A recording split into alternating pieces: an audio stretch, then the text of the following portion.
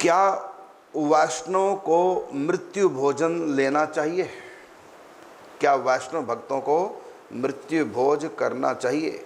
इसका उत्तर तो है कि मृत्यु भोज जो होता है ना, पहली बात तो सामने वाला शरीर छोड़ के गया है, वो कितना दुखी घर परिवार, और तुम सब रिश्तेदार जा कर के वहाँ पर जाओगे, खाओगे पियोगे, उतना तुम गए थे उनको धीरे बंधाने के लिए और उल्टा उनके ऊपर बोझ बन जाओगे। वो तुम्हारी व्यवस्था में ही रहेंगे, ये खिलाओ वो खिलाओ, हलवाई तो टेंट तो जनरेटर तो बिजली, इसमें बेचारा ना उसके पास रोने का समय ना तुम उसको धैर्य बंधा पाओगे, उसके पास वो धैर्य उसका बंध गया, क्योंकि धैर्य बंधा है तभी वो तुम्हारी व्यवस्था कर पाएगा, नहीं तो रोएगा। ये सब होना नहीं चाहिए। हाँ, मृत्यु भोज करना चाहिए हमको, किन के लिए? जो अभावग्रस्त है उनके लिए हम भोजन कराएं, उस आत्मा की तृप्ति के लिए, और ब्राह्मणों को बुला करके भोजन कराएं पवित्रता पूर्वक। जब वो अपना सूतक निकल जाए उसके बाद ब्राह्मणों को भोजन कराएं, और साथ में दीन दुखियों को, अभावग्रस्त को हम भोजन कराएं। और यहाँ क्या सारे रिश्तेदार आकर के भोजन करते हैं, और माहौल ही नहीं होता रोने धोने का कि उसकी याद भी कर ले, कहाँ खाने पीने में लगे हैं, उसमें भी खाने वाले, इसमें मिर्च कम है तो इसमें ये कम है, बिल्कुल शादी वाला माहौल बना देते हैं, जबकि वहाँ शोक सभा है। कैसे तुम लोग खा लेते हो शोक सभा में, और सब दुखी हैं। तो दुखी मन से कोई खिलाएगा तो उसका असर भोजन पे होता है। तुम्हारे प्रति उसकी श्रद्धा थोड़ी है जो खिलाएगा, बोझ समझ से खिलाना पड़ा, मजबूरी है, एक रिवाज बना दिया। जबकि उस समय केवल ब्राह्मणों को भोजन कराया जाता है, क्योंकि ब्राह्मणों के प्रति श्रद्धा है, होती है कि इससे अमृत आत्मा को शांति मिलेगी, उनके पास इनका आशीर्वाद जाएगा। तो ब्राह्मणों को तो वो प्रसन्न मन से मृत आत्मा की प्रसन्नता के लिए और श्रद्धा पूर्वक खिला सकता है, लेकिन आप लोगों को थोड़ी वो श्रद्धा पूर्वक खिलाएगा, बोझ समझ के खिलाएगा, वो तो बेचारा परेशान है। तो मृत्यु भोज में हमको जाना चले जाए, लेकिन खाना नहीं चाहिए। बता दो कि हमारा नियम है कि मृत्यु भोज नहीं करते। और कितना खर्चा होता है। और अब तो देखा मैंने शादी में जैसे ठाट बाट से टेंट लगाते हैं और सब बुलाया जाता है, हलवाई सब, क्या ये सब कर रहे, वो तो शोक सभा है। शोक सभा में तुम क्या कर रहे हो, ये सब नहीं जाना चाहिए। हाँ, दान पुण्य परोपकार उनको करना चाहिए। किन को? तो ब्राह्मणों को संतुष्ट करें और दीन दुखियों को, गरीबों को संतुष्ट करें।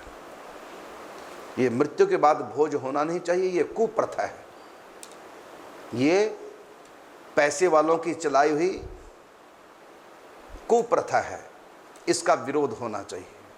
लेकिन ब्राह्मणों को भोजन कराना और गरीबों में भोजन कराना, अनाथालय में जाकर के भोजन कराना, जो कुष्ठ आश्रम है वहाँ जाकर के भोजन कराना, ये अच्छी बात है, ये तो कराना ही चाहिए। क्योंकि दान पुण्य तो करना ही चाहिए, अन्नदान भी करना चाहिए। लेकिन जो रिश्तेदारों को बुला के खिलाते उसको अन्नदान नहीं बोलते। विवाह शादी में जो आप खिलाते हैं अपने रिश्तेदारों को, अन्नदान नहीं है वो। तुम उनके यहाँ जाके खाते हो, तुम्हारे यहाँ जाके तो अदला बदली, ये तो रीति रिवाज हो गया, ये कोई परोपकार नहीं है। परोपकार तो वो है कि जिनके यहाँ जाकर तुम खाते नहीं फिर भी उनको खिलाते हैं। जैसे अनाथालय में चले गए भोजन लेके, कुष्ठ आश्रम में भोजन लेके चले गए, इस प्रकार दीन दुखियों को भोजन कराया। भंडारा दरअसल होता है दीन दुखियों के लिए, अभावग्रस्त लोगों के लिए भंडारा होता है। लेकिन भंडारे का रूप ही लोगों ने बदल दिया।